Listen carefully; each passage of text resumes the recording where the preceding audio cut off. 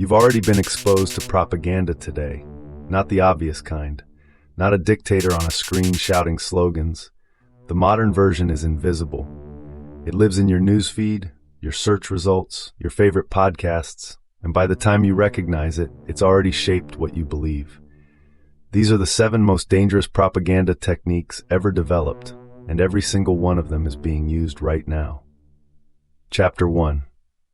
The Big Lie. Adolf Hitler coined this term in Mein Kampf in 1925. The principle is simple.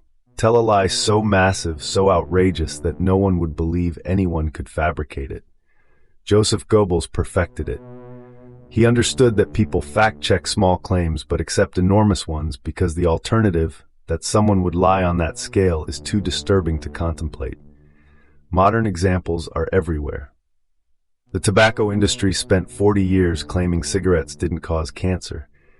Exxon's own scientists confirmed climate change in 1977. Then the company spent decades funding denial. The mechanism works because of confirmation bias.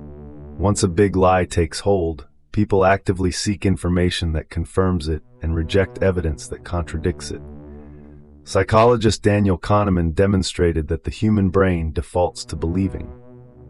Skepticism requires effort. The big lie exploits this cognitive laziness. Chapter 2. Manufactured Consent.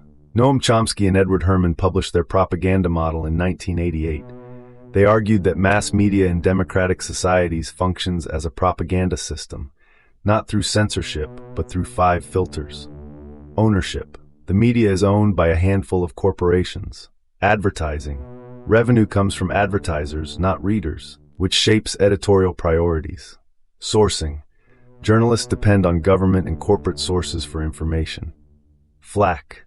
Organizations attack media that publishes unfavorable stories.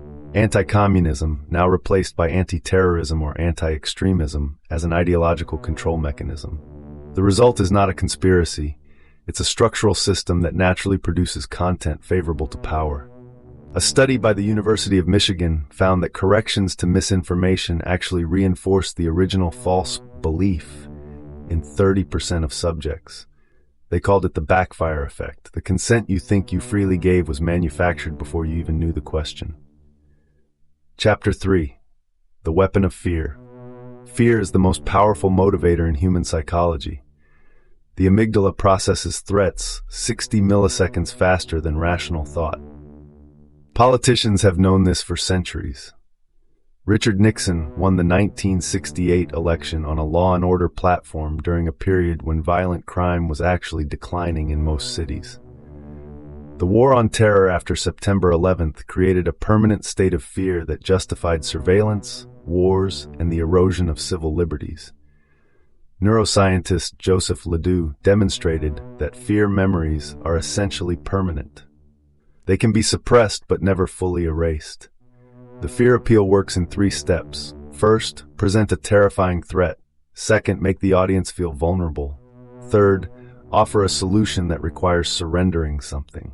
Freedom, privacy, money, autonomy. George Orwell wrote in 1984 that the party told you to reject the evidence of your eyes and ears. Fear makes this possible. When you're afraid, your prefrontal cortex, the part that handles critical thinking, literally shuts down. Chapter 4. The Bandwagon Machine. Humans are social animals. Solomon Asch proved in 1951 that 75% of people will give an obviously wrong answer just to conform with a group. Social media weaponized this instinct at scale. When you see a post with 50,000 likes, your brain interprets that as 50,000 people agreeing.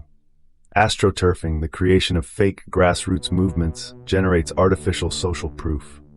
During the 2016 election, researchers at Oxford found that automated bot accounts generated roughly 20% of all political conversation on Twitter. The bandwagon effect compounds exponentially. Once enough people appear to believe something, others join not because they're convinced, but because they're afraid of being left out. This is how movements form overnight and disappear just as fast. The consensus was never real.